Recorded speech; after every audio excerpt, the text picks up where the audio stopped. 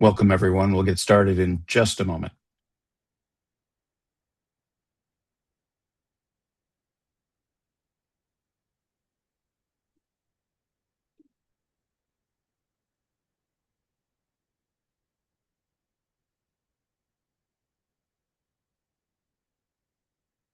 Okay, it looks like our participants have joined. And my name is John Slocum. I'm the Executive Director of Refugee Council USA. I want to thank you for joining us today for a press conference in response to the presidential determination on refugee admissions for fiscal year 2026. President Trump has set an historically low refugee admissions goal of 7,500, primarily for Afrikaners and others facing, quote, illegal or unjust discrimination, end quote, largely at the expense of most at-risk refugees. The PD, the presidential determination, was published in the Federal Register today, but signed by the president on September 30th, without first conducting the statutorily mandated congressional consultations or submitting a report to Congress, and both those steps are required by U.S. law. The PD was also set at such a devastatingly low figure, 7,500, which is the lowest ever in the 45-year history of the resettlement program. This represents an abandonment of America's moral leadership on refugee and humanitarian protection. The PD also leaves in place the refugee ban executive order of January 20th that suspended the resettlement program, and that ban is currently the subject of ongoing litigation. Importantly, refugee admissions have not resumed. Congressional consultations have not taken place. Meanwhile, we leave vulnerable populations stranded in dangerous conditions worldwide. Now, as we get underway, I'll be introducing our speakers in a minute. Please utilize the question and answer function to submit your questions. We'll respond to those after all of the speakers conclude, and this press conference is being recorded. Our speakers today will begin with Congressman Jamie Raskin, who is ranking member of the House Judiciary Committee and represents Maryland's 8th District in the U.S. Congress. Also joining us are Laurie Ball Cooper, Vice President for U.S. Legal Programs with the International Refugee Assistance Project, or IRAP. Erol Kekic, who is Chief Strategy Officer at Church World Service. Uzra Zeya, who is CEO of Human Rights First. Nejra Sumic, Senior National Field Manager with We Are All America. And Shawn VanDiver, the President of AfghanEvac. And without further ado, I'll turn it over to Congressman Raskin. Thank you. John, thank you very much for convening us at this emergency moment. There are huge flaws in terms of what has just happened. There are major process flaws because the administration never consulted the majority or minority leaders of the Senate and House Judiciary Committees, never came and spoke to Congress, despite the fact that that is required by law and has never been violated before, to my knowledge, by any administration. So there's a huge process malfunction and defect. But then substantively, they arrive at a terrible place, which is historically low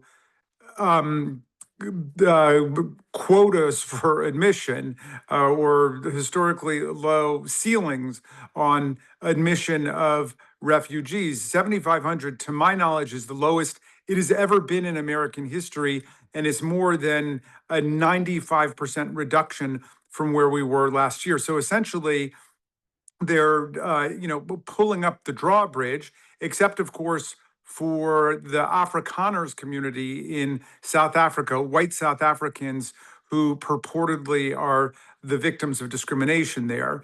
And not to diminish whatever pain and suffering they're feeling, given whatever they might be going through personally, you cannot compare it to the people who are fleeing violent authoritarian regimes from all over the world, fleeing violence by gangs, fleeing violence by dictators, and trying to seek freedom in America. And so this is a terrible and egregious betrayal of American history and American values. We cannot forget who we are.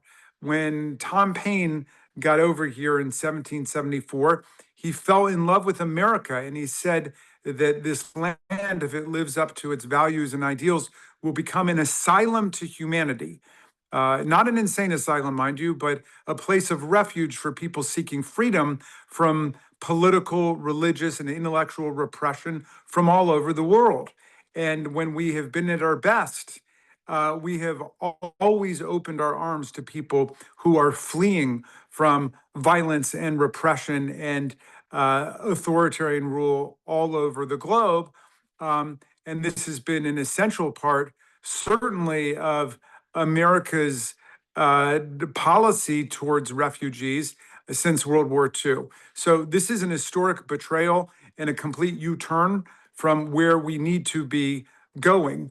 And it is a defeat for human rights. It's a defeat for the American and constitutional ethos, and it is a betrayal of who we are as a people. And it is emergency in the lives of so many refugees who've actually already formally been granted admission, who are left twisting in the wind as they, hurry to grant admission to the Afrikaners coming from South Africa. But in any event, the vast reduction of slots available is something that we need to turn around. And I would urge the administration immediately to rethink this, to come back to Congress, to start the process over again. And let's open up our doors and our arms and our hearts and our minds to the situation of so many desperate people all over the world. With that, I will yield back to you. Thank you so much, Congressman. And we all very much appreciate your efforts, steadfast efforts that you've made over the years on refugee protection.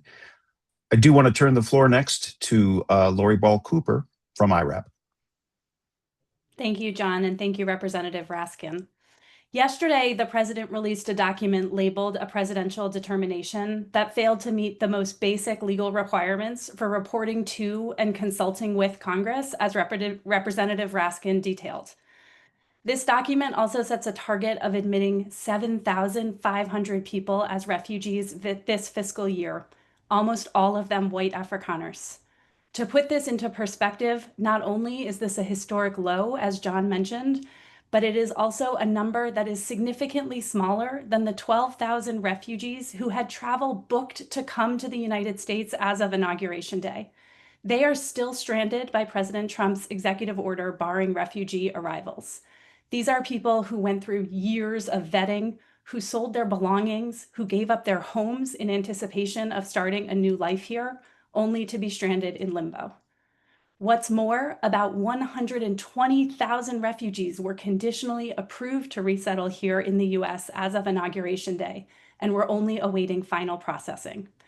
These individuals who are fleeing severe persecution or have been waiting years to reunite with their refugee family members again are still waiting for their chance for safety.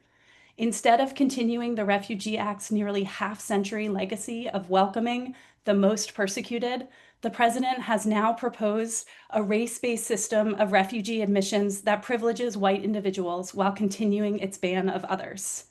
The International Refugee Assistance Project is litigating Pacito v. Trump, a class action lawsuit challenging the Trump administration's refugee ban on behalf of refugees and several agencies that serve them. We are actively considering ways that the presidential determination may affect that case and are committed to challenging any effort to end the U.S. refugee admissions program or convert it into a racial preference system rather than a system of humanitarian protection for those who need it most. It is shameful that this administration is prioritizing a group of individuals based on their race instead of resettling refugees like Elias, a plaintiff in our lawsuit. Elias should have arrived in the United States on February 3rd and settled here alongside his family after suffering years of persecution in his home country of Iraq. We should be embracing people like Elias, but instead the administration is choosing to prioritize a race-based system instead of allowing American communities to welcome him and others like him. Not only is this the lowest admissions goal in history, but the PD also keeps in place, apparently permanently, the refugee and travel bans. It is clear that the administration's attacks on refugee resettlement are part of a broader weaponization of the immigration system to benefit a white racial group it favors and punish those it does not. I'm happy to answer questions at the end, but for now, back to you, John. Thank you so much, Laurie. And just a reminder that the Q&A function is open, so please do add questions to that, and we will address them at the end. I'll turn it next to Erol Kekic from Church World Service. Thank you, John, and good afternoon, everybody. Church World Service has been around for 80 years, and we have worked to help the most vulnerable and fight for the world where everyone has food, voice, and a safe place to call home. 45 years ago, we joined with the U.S. government, aid agencies, and communities across this country to help build the U.S. refugee admissions program. Through both Democratic and Republican administrations, this public-private partnership program has been a model of humanitarian leadership. No president other than Trump has set the ceiling below 60,000 in the 45-year history of the program.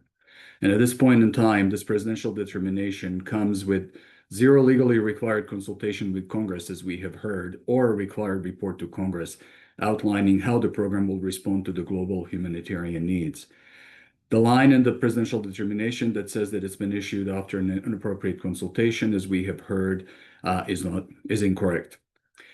While this presidential determination comes while explicitly keeping the ongoing indefinite refugee ban in place, as we've heard, stranding over 100,000 conditionally approved refugees around the world in increasingly perilous conditions. These are not hypothetical cases. They are real people with real names, with real families, with fears of persecution. Turning our backs on them is a moral failure. This program, this presidential determination, comes with no reference to Lautenberg program, protecting those fleeing religious persecution, something that is extremely important to our community. But this presidential determination does come with the language naming victims of illegal or unjust discrimination, which presumably gives the administration significant flexibility to admit whom it wants. So we asked that it openly includes people for whom resettlement will serve as a life-saving opportunities, such as those from Afghanistan, from Sudan, from Congo, Burma, and many other locations around the country. I thank you for your time and turn it back to you, John. Thanks very much, Erol. I'll then turn the floor directly over to Uzra Zeya and from Human Rights First. Thank you, John, and thanks to the congressman and our panelists. This presidential determination is shameful, overtly racist, and it craters U.S. refugee admissions at a moment when it is most needed. As we've heard, it prioritizes white Afrikaners and unnamed others facing so-called unjust discrimination. This is a politicized racist distortion that excludes the world's most vulnerable refugees. As we've heard, this presidential determination was signed without the legally required congressional consultations report, undermining transparency and U.S. democracy and law. This decision hijacks and politicizes the refugee resettlement program, turning a life-saving initiative into a tool for discrimination and exclusion. And it abandons refugees who place their trust in the United States. It repudiates decades of bipartisan support for welcoming survivors of persecution, and ultimately it undermines U.S. national security and prosperity. Now, why does refugee resettlement matter? It is a humanitarian lifeline, and it is integral to U.S. national interests. In my decades in diplomacy, from Bangladesh to Jordan to Colombia to Kenya to Poland, I saw firsthand how U.S. refugee resettlement relieves pressure on frontline countries that currently host over 2/3 of the world's refugees. It promotes stability and prosperity, and it strengthens alliances. When these refugee resettlement pathways close, refugees face dire risks and instability grows, only driving onward migration and human suffering. A recent Department of Health and Human Services study showed that refugees and asylees resettled in the United States delivered over $123 billion over 15 years in net fiscal gains to the United States in terms of taxes paid, jobs filled and created, and communities strengthened. Members of Congress and the public must be unrelenting in objecting to the destruction of this life-saving program and the abandonment of truly vulnerable refugees to persecution. As Human Rights First is detailed in a series of issues briefs earlier this year, these at-risk populations include Afghan refugees in danger of escalating Taliban persecution, including family members of U.S. service members, refugees with ties to the U.S. military or mission, journalists, women and girls, refugees at risk of religious persecution, and human rights advocates. They also include Nicaraguans targeted for their political dissent or exercise of their faith, LGBTQI+ refugees who fled their country yet remain trapped, facing similar persecution in neighboring states, and refugees who fled political, religious, and other persecution in Sudan, South Sudan, China, Venezuela, and other places. At Human Rights First, we are proud to stand with refugees and people seeking asylum, and we worked with many of our partners on today's call to secure the bipartisan, near unanimous adoption of the Refugee Act when it was first passed, codifying our obligations towards refugees. Since then, we've helped tens of thousands of refugees secure safety and protection on our shores, many going on to give back in significant ways to our country.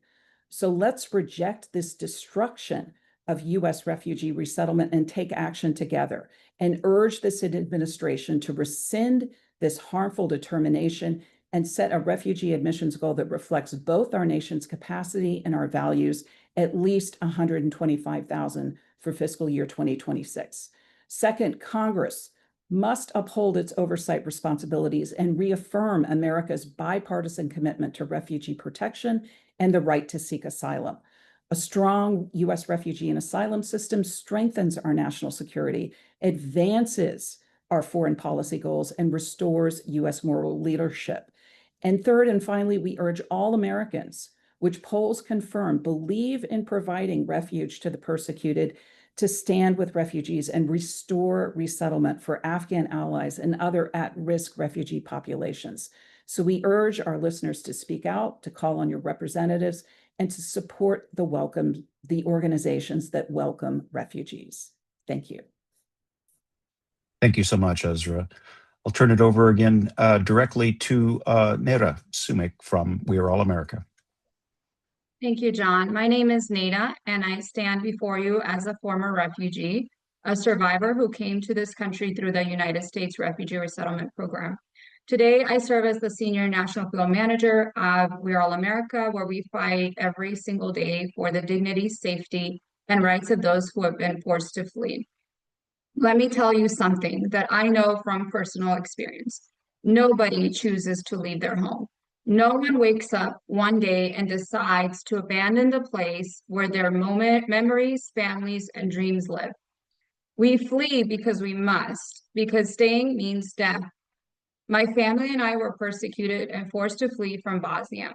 We left behind everything we owned, our home, our families, our neighbors, our land, and a sense of safety.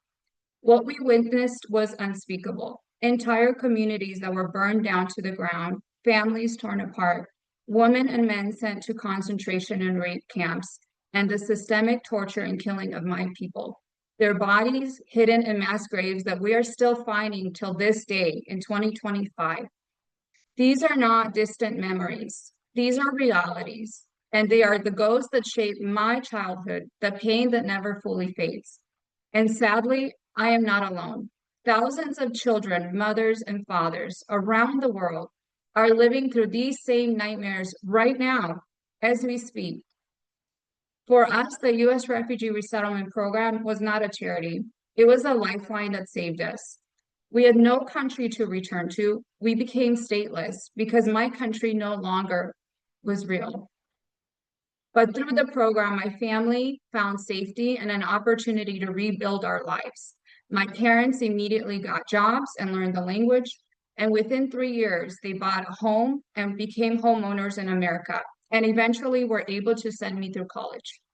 We are contributors, builders, teachers, doctors, engineers, neighbors who make this nation stronger, more compassionate, and more resilient in every single corner of it. This is why today's announcement by the administration is heartbreaking. It's a betrayal to the very values this nation was built upon. It does not reflect the heart of the American people who welcome my family and countless others with open arms. Simply put, this unprecedented and historic low refugee admissions cap is shameful, it's racist and unlawful, and morally indefensible. Make no mistake, this decision will not only harm the very foundation of humanitarian protection, but it will bear very heavy consequences for thousands of lives. It will tear apart families waiting for reunification at this very moment. It will leave men, women, and children, people just like you and I, trapped in danger, stripped of hope, and left behind. Their lives are no less valuable than yours or mine. And so I ask, what do we stand for as a country? What do we stand for as human beings? This is our moment to reflect, to rise, and to reclaim the moral courage that defines America. We have an obligation to protect the very soul of this nation. Thank you for your time, and I will turn it back to you, John. Thanks so much, Nejra. Our final speaker is Shawn VanDiver from AfghanEvac. Thank you so much, John, and thank you to Refugee Council USA for bringing us together. My name is Shawn VanDiver. I'm the president and founder of AfghanEvac, which is an organization dedicated to ensuring our nation keeps the promises that we made to our Afghan allies who stood with us through 20 years of war. Today, I'm speaking with twin feelings of outrage and heartbreak. Outrage because this week the White House quietly extended the refugee ban, setting the FY26 refugee ceiling at just 7,500 people, the lowest in U.S. history. And heartbreak because this decision abandons tens of thousands of people who believed in us, who trusted us, and who stood beside us, including 120,000 refugees globally who were approved and ready for travel when President Trump took office on January 20th, 2025.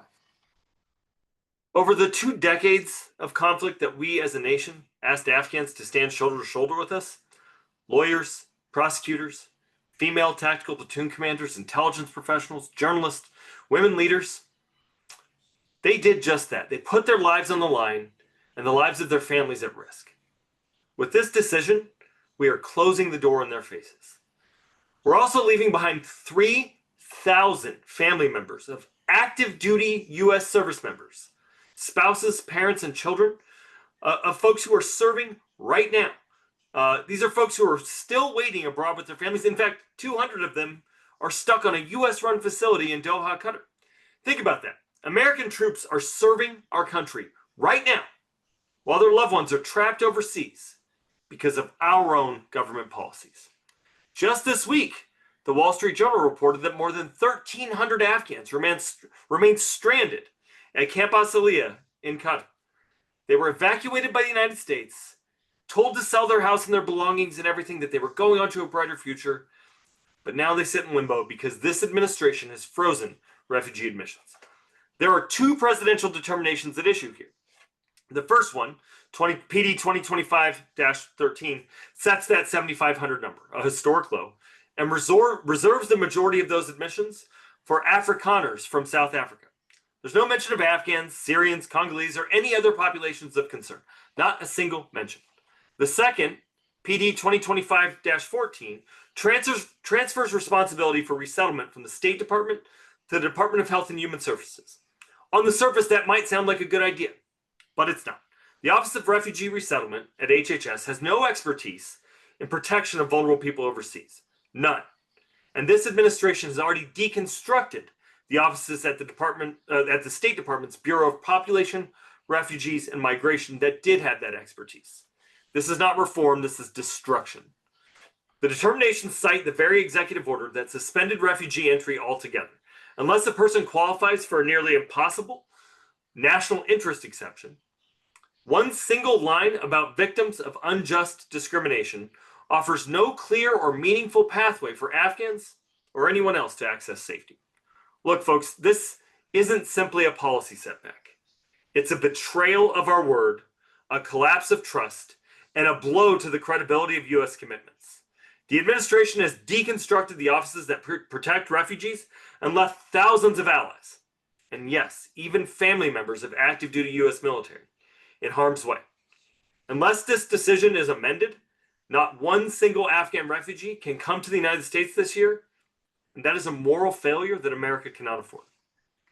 Unless the president signs another executive order reversing course, not one of these folks can come here.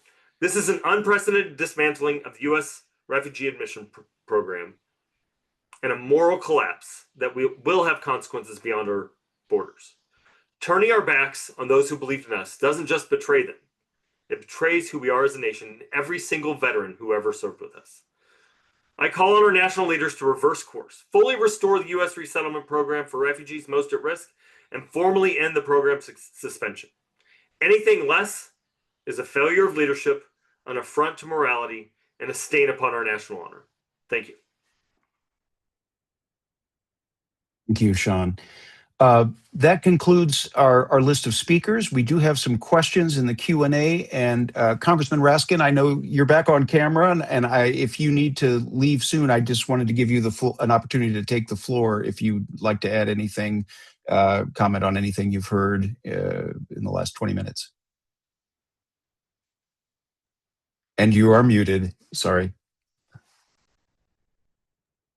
I want to thank you, John. I want to thank all of my co-panelists here for standing in the breach to defend the values of our country, the refugee program. This is just a program that we've had, and as Shawn was just pointing out, it is devastating to very specific populations around the world who are not only waiting for America to become a place of refuge for them, but have been led to believe that we would be taking care of them and have different kinds of expectations and reliances that have built up over the years. So it's, it's a repudiation of a lot of promises we've made and a lot of values that we've developed over the centuries. Thank you. I'm going to turn to the Q&A now. I've got a few questions. There's room for more if you'd like to raise something or use the raise hands function. I'm going to start with a question from Josh Schumacher. Are there any plans to take legal action against the administration over its refusal to follow federal law and consulting with Congress before issuing this PD? And I thought, Laurie, I thought maybe in the first instance, since IRAP's involved in litigation, you might take this on, but anyone else can also address it. Sure, I'm happy to speak to that. And excuse me, I'm sorry. I would say that all of us who stand with refugees, and also even more broadly speaking, those of us who are committed to the principle that the executive must follow the law in the United States, are considering what defenses we should raise to this action. And so it is early yet to talk about specifics, but I am confident that there are many of us looking at this action that fails to meet the most basic statutory requirements and considering what are the most sensible and best next steps.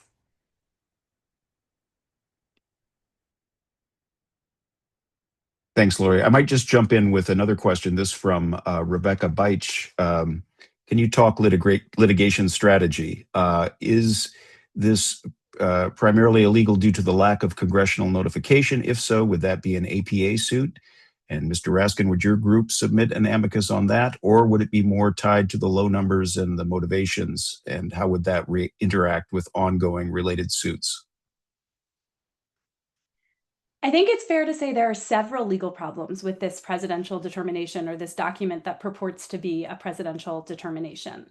And there's another question I know in the chat also asking, do we know there was no consultation, and do we know specifically whether Republican members of the relevant committees were consulted?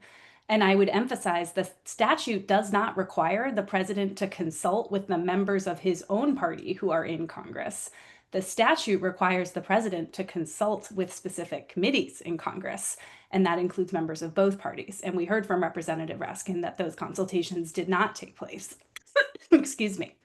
And so that's one set of legal problems. It's also hugely problematic that this document sets up a race-based preference system instead of a humanitarian protection system. And so I expect to see a number of challenges to this. I'll add to it that, I think everybody on a bipartisan basis in Congress has an interest in seeing that federal statutes requiring consultation with members of Congress or specific committees are followed scrupulously.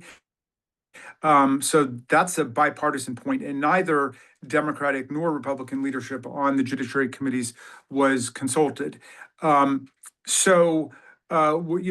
have a litigation group in the House to deal with the reign of lawlessness that we're seeing across the government. We file amicus briefs in a whole bunch of different cases. So we're going to explore all of our options here, knowing that we take very seriously a flawed process, and a flawed process that has produced a completely egregious result in essentially the destruction of the refugee program, except as it relates to the favored white Afrikaners minority from South Africa. Thank you both. Turning to the next question, this is from Jack Jenkins, a question for Erol Kekic or anyone else who wants to respond. In your reading, does this new presidential determination allow for anyone fleeing religious persecution to enter the U.S. as refugees in the next year? And I'm curious as to how you understand the impact of that reduction. Not specifically. In fact, these populations have been deliberately excluded from the language of the executive order as it reads as at this point in time. Can they fit under the category of people fleeing unjust persecution or not? Possibly, but that has certainly not been made clear by this document. So we don't actually see a pathway for people who flee religious persecution to access the program at this point in time, unless something changes. And I'm sorry, what's the second part of the question? Just the impact of those lack of refugee pathways for those facing religious persecution. Well, as you can remember and imagine, in many countries around the world, religious minorities are not welcome part of the community and are exposed to all kinds of potential threats and real threats in life. So I think we will see loss of life and damage to property because of this decision. Thank you. Can I just add one thing, John? Sure. Which is, this is another potential source of bipartisan opposition and a bipartisan demand that all of this be revised, because we have had good bipartisan convergence around the principle that people not be persecuted on their faith, whether they are Christian or free thinkers in any other country. And so I'm hopeful that this will begin to sink in with all of my colleagues across the board, that this is a major attack on America's ability to protect religious freedom. And if I could just jump in to second the Congressman and Erol's point, again, the 7,500 ceiling, a 94% reduction from the previous year's ceiling of 125,000. This is nowhere near the numbers, the millions of people subjected to religious persecution worldwide. This is a longstanding bipartisan concern, and it is also affecting individuals, survivors of persecution, seeking their right to seek asylum in our country, where they are facing punishment, detention, potential deportation to the home countries where they're persecuted as a result of this ongoing anti-refugee campaign by the administration. Thank you all. To that, actually, I would like to add the wording in the PD that references illegal or unjust discrimination. That is not the definition of a refugee under U.S. law, or for that matter, international law. So this is, it does not, I don't know if that's a grounds for considering this an illegal order, but it's certainly not legally sound in terms of its the reference to how populations will be selected for this program. I think those on the call would agree. I'm going to go back to the questions. Appreciate the, let me just sort of piggyback on that, because I guess another question from Josh, just referencing what I just mentioned, the language of discrimination and not persecution. Maybe it would be worth elaborating on that a little bit in terms of whether and how that presents a problem. If anyone wants to take that on. Well, John, if I could say something about that, I was kind of baffled by that language too, because of course it's not the standard traditional language of a well-founded fear of persecution and so on. It's this new standard that seems a little bit customized to address the situation of the Afrikaners, perhaps, because the Afrikaners are clearly not the victims of persecution. And perhaps there are some claims to illegal discrimination. I don't know. I'm not an expert on that, and so I won't pronounce on whatever it is they're referring to. But it's clearly a weakening of the general standard, I think, to somehow justify their exclusive, disproportionate, and indefensible focus on the Afrikaners. And we need to get back to the idea that we are rescuing people who are facing emergency conditions because of persecution for racial, ethnic, political, religious, gender-based reasons, and so on. Thank you. I also notice Shawn and Nejra, you've each come on camera, and if you wanted to address this point, please go ahead, Shawn. No, I just came on camera because everybody else was, and I didn't want to be. All right, very good. Nejra, and then Uzra. Same. Okay, good. I would just add, John, on to the congressman's point on unjust discrimination. I agree. I think this represents a broader trend of this administration seeking to undermine international norms, but also norms grounded in U.S. law, by creating an ambiguous criteria that would open the door to a politicized consideration of who is a refugee, and really ignoring the clear legal guidelines, which we have seen respective administrations follow on a bipartisan basis. Thanks, Uzra.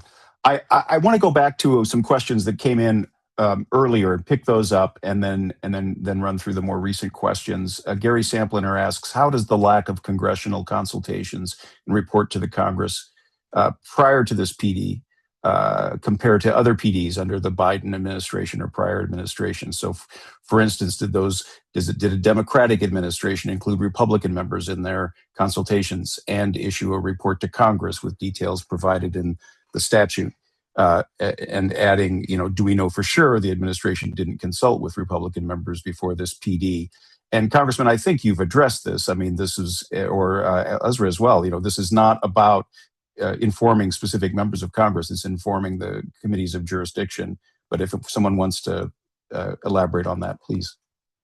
Sure, I can jump in at this point. In my former role as Undersecretary for Civilian Security, Democracy, and Human Rights under the Biden administration, I can affirm that administration took very seriously the reporting and the congressional consultation requirements with the requisite committees, of course, on a bipartisan basis. And I think that what we are seeing now is without precedent across administrations. Congressman, did you want to add anything to that? But I was going to say the same, that this has always happened, certainly since I've been in Congress, and I asked my staff to check. I don't think they could find any other case where an administration violated this statutory command and just went off in their own direction. And so you can see the way that this process violation of the statute has resulted in just an outrageously distorted substantive policy outcome.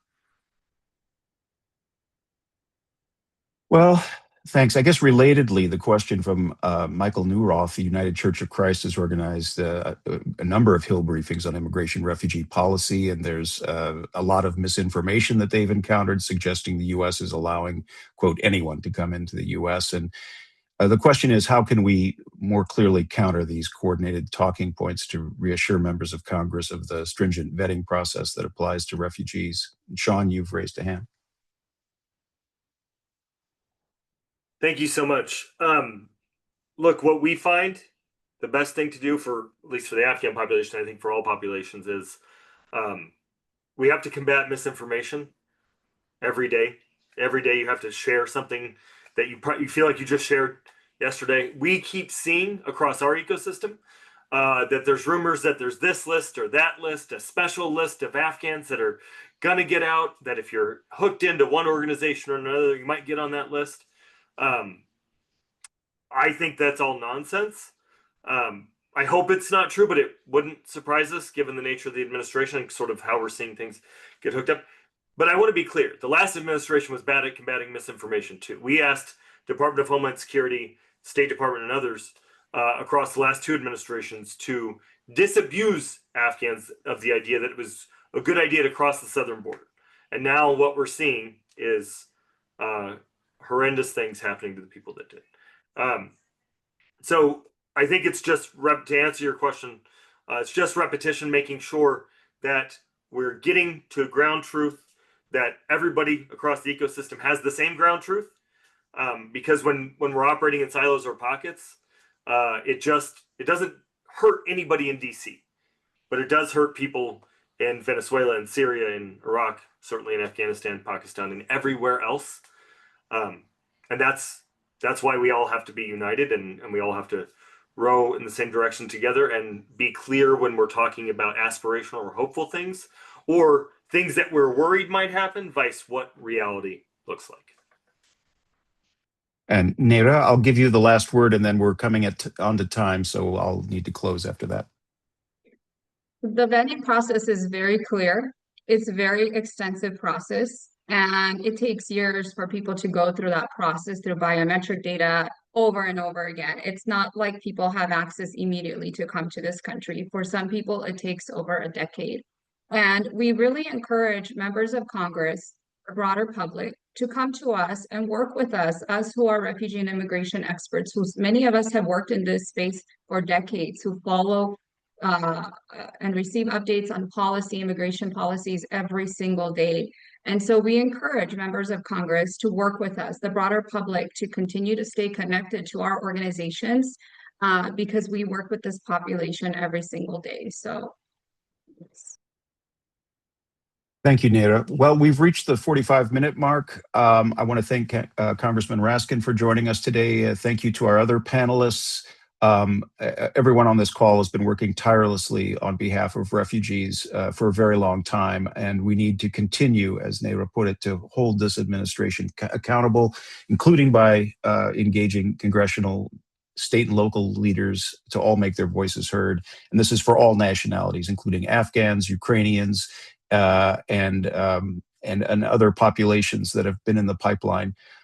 So thank you all for joining us today, and thank you to members of the media, and wishing you a good weekend.